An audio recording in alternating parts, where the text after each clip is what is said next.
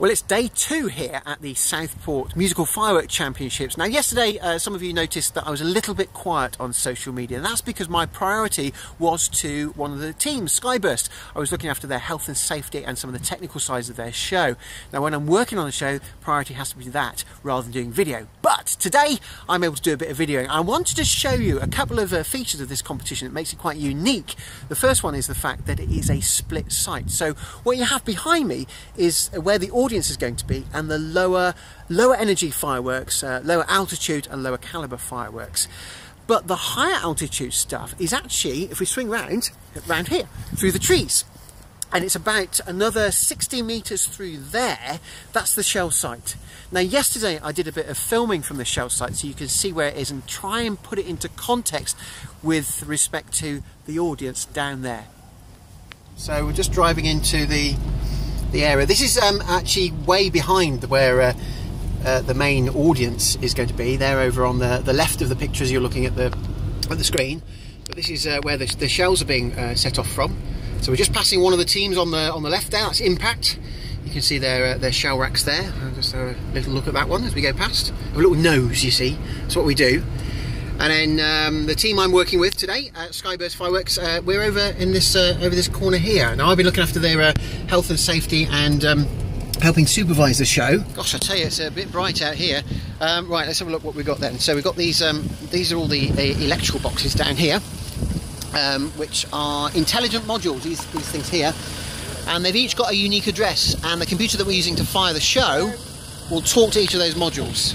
So it might say module 31, fire circuit 2, for example, and so on. We've got 63 modules on this show, and we've got most of them are down on the front. And as I said, this is a split site, so the audience are over there through the trees, quite a way away, and it gives us a real depth to the show. It makes it quite interesting in terms of show design as well. But this is the shell site, so it's the higher caliber fireworks, higher energy. And because of that, we have to keep them away from the audience. We couldn't put those down in the park, it'd be way too dangerous.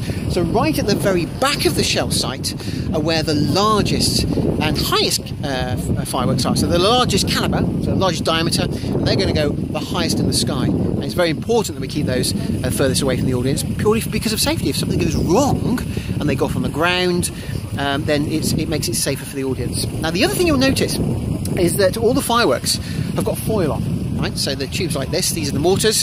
These are 5-inch diameter or 12.5 centimetre diameter shells, and they've got foil on, and that is because we've got one opportunity of getting the show right. And this is common in a firework competition. You foil your tubes because you don't want a hot spark from a nearby firework going down into the tubes and setting the firework off too early. I'll tell you what, there's nothing worse than premature firing, is there?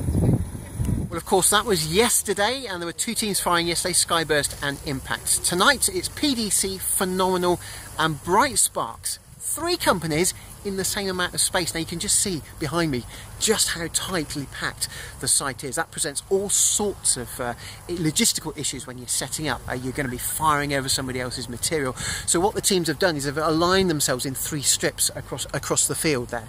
So you've got one team there, you've got another team in the middle, and another team down the front. And we generally try and go so that no hot material is going to be blown over another show, because you don't want to trigger a competitor's fireworks. That's just not done. The thing I like about Southport, though, is there's some really good camaraderie between the teams. You do see teams helping each other sometimes. If someone's got a bit of material missing or a bit of equipment missing or they haven't got a wire, then teams step in and help each other, and that's a really nice thing about the competition here in Southport. Now, I just want to show you one final thing, because it has been a little bit wet today. This stuff here, plastic, because I've been talking to people in Southport today and saying, well, isn't the rain going to stop the fireworks? No, not at all. This is the UK. We've just got to get on with it. It's the wind that is our enemy, not the rain. So even though we've had a bit of rain today, it's not a problem. The fireworks are still going to go ahead.